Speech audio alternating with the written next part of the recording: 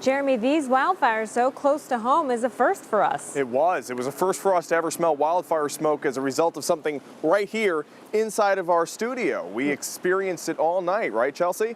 You know, you smell the wildfire smoke, and then when I came outside in the backyard, it was even more pronounced. Smoke a little bit less thick than it was earlier today, and the reason it erupted on Montage Mountain is because of all the dry fuels we have out. Now, I want to show you some statistics that's going to kind of blow your mind. The rainfall that we've received from January 1st is just about average for this time of year. From January 1st to November 17th, we picked up about 34 inches. And that's just over a half inch, less than where we should be this time of year. But the reason that we picked up so much throughout the year is because we had a very wet spring. And then in addition to that, we had Tropical Storm Debbie roll through in August, which put down 3 to 5 inches in some spots. So our rainfall looks pretty impressive when you look at it from January.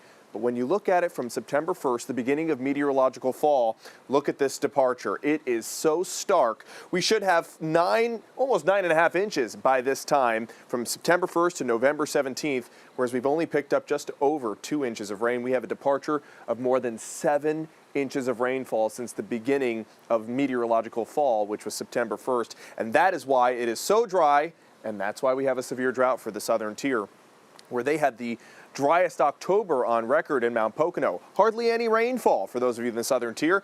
Explains that severe drought. And for the rest of us in that moderate drought and abnormally dry conditions, and that's why we're seeing wildfires pop up all over the place. You got to be very careful. Do not burn outdoors. Even though we're not under a fire weather warning or a red flag warning, there's going to be some pretty significant wind gusts tomorrow. So with the wind gusts and the dry fuels, no burning outside, no campfires, and be careful with your cigarette butts, because if you throw them out your window, you never know where they're going to land. Could be in a leaf pile, and that'll create yet another fire. Look at these wind gusts. A cigarette butt could go flying with these up to 27 miles per hour in Mount Pocono by tomorrow morning.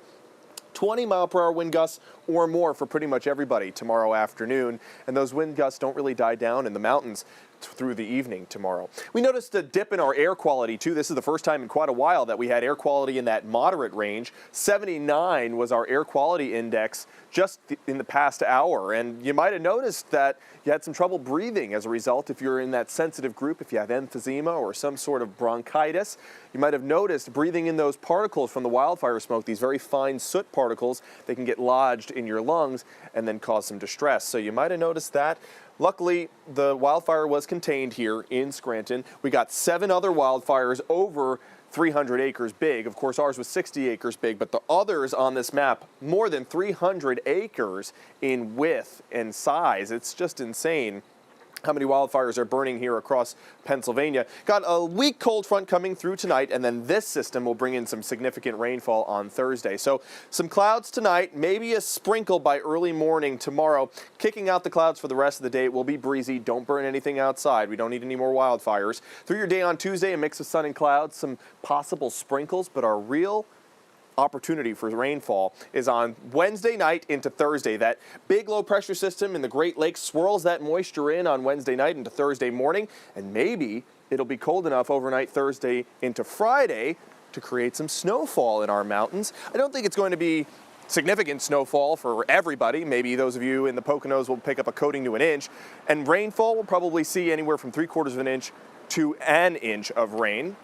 And that'll help put a dent in the drought. But Chelsea, you saw how much we have as far as a deficit, over 7 inches of rainfall. So we need a lot more rainfall to kick out this drought. That's your 7-day forecast. Look at those temperatures later on next week. Santa Parade's going to be a chilly one in the 40s. Oh boy. Yeah. Time to bundle up. Time to bundle up. Santa won't need to, though. He's used to it. Right. Thanks, Jeremy. You got it. Good night.